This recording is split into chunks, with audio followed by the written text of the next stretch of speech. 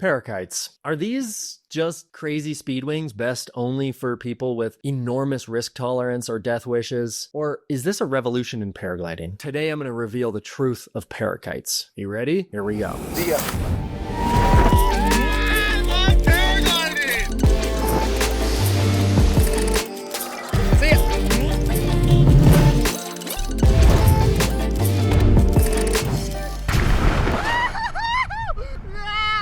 Hey, what's up, everybody? This is Ari in the Air. Welcome back to the channel. Stoked you're here. If you're new, welcome. I'm Ari. I teach high-level paragliding with emotional intelligence and relationship skills because technical skills alone create incomplete pilots. My integrated pilot course starts on October 19th. I'm going to teach you the emergency protocol that actually matter, the mindset skills so you can assess risk accurately, and teach you how to forecast the weather like an absolute pro. Links in the description. Love to see you there. So, parakites. Obviously, Flare came out with the Moustache a couple years ago, and it created so much hype, some kind of new riser system, some reflex profile. No one really knew what this meant.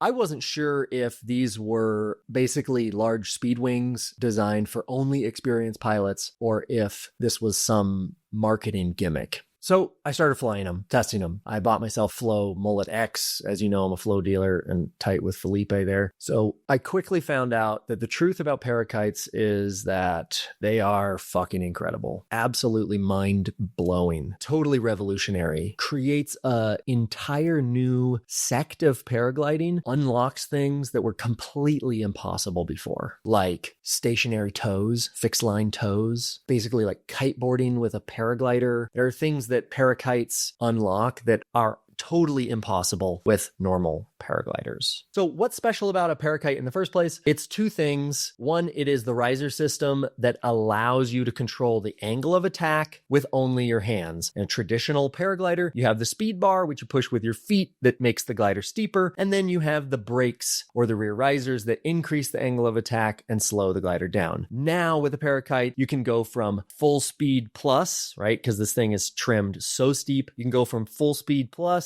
to stall speed with just moving your hands, which makes it so smooth, intuitive, easy to think about, and gives you dive performance like crazy. It allows you to point the glider down, which paragliders, as we know, because descent techniques are such a thing, oh, big ears, how do you get down? Oh my God, Nope.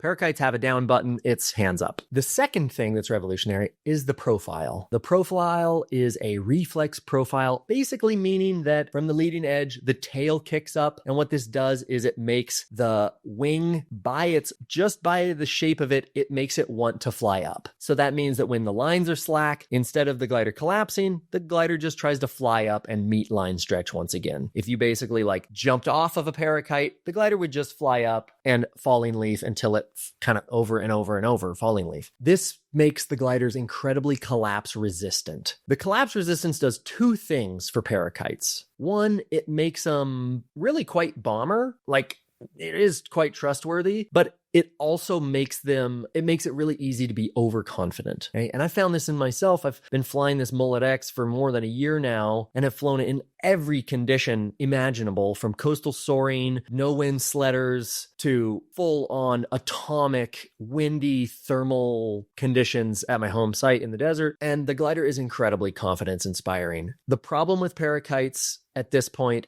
is that they're so intuitive, they're so easy to use, and it's so easy to build up enormous speed on these things that you can get out over your skis quite quickly. You can bite off more than you can chew, and it's also difficult for pilots coming into parakites to assess the level of risk they're taking. This is all pilot shit. This has nothing to do with the glider. It's just now you got a really, really sharp sword and you're going to see people cut their hands off with it. Already, we've seen a huge uptick in fatalities in speed flying, and I don't think it's just parakites, but parakites make proximity flying way easier. You used to have to earn proximity flying in speed flying, and now all you have to do is fly a small glider and put your hands up, and you just go down, down, down. Also, collapses on parakites are not impossible, and many have been recorded already. The recovery of these collapses can be somewhat unpredictable. It can be really snappy. It, in general, does not reinflate like a paraglider. I have noticed this. Also, the cravats are very sticky. There's a lot of lines on Parakites, and the cravats are really super sticky. Also, the trim of Parakites is important. They have really long Dyneema risers, and Dyneema is dimensionally unstable, meaning that it shrinks and stretches. And so they actually need a bit more trim tuning than your regular glider. But luckily, when the gliders go out of trim, typically they go slower, not faster. They don't get collapsy. They get more slow, less divey, and stallier. Also, because you control the angle of attack through risers as opposed to the brakes, it can be difficult for inexperienced pilots to recognize the oncoming stall, and it gives a lot less warning for where the stall point of the glider is. All of this is basically like a slightly different learning curve to have a safe progression on a Parakite than a paraglider. And in general, I would say that the current Parakites that we have on the market, the MulletX and the Flare, they change so much depending on the size. The difference between a 15-meter Moustache and a 26-meter Moustache is so incredibly enormous. Like, it is totally not the same thing. So wing loading is something that you really have to understand to be able to place yourself inside of safe Parakite flight appropriately. But one of the best things about Parakites is the versatility. I fly a 20-meter MulletX, and I can pull the brakes down and soar up to the top of the mountain with the paragliders, and I can let my hands out, and I can absolutely do wingtip touching speed runs all the way down the mountain over and over and over. The versatility is mind-boggling. And I think that as we continue to design and fly these things, you'll see more advanced ones come out. Like the Albatrox from Flow is already a much higher aspect ratio Parakite. It's almost like a Xeno, but a Parakite. Lots of reflex, crazy fast, looks so sick. I want one. And then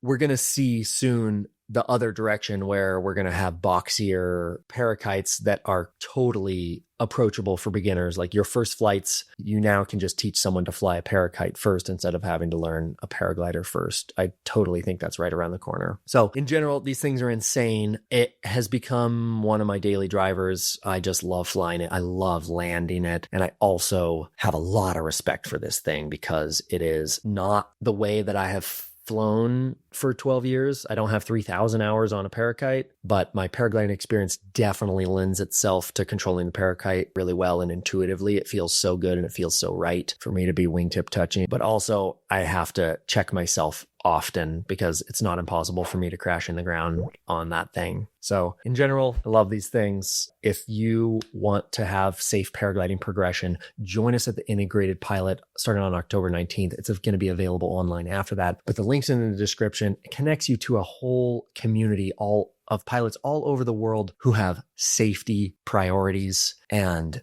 can support you in safe, sane progression in your paragliding career. I wish the best for you guys. Love you. Fly safe. Please hit me up for Flow Parakites, and I'll see you in the next episode.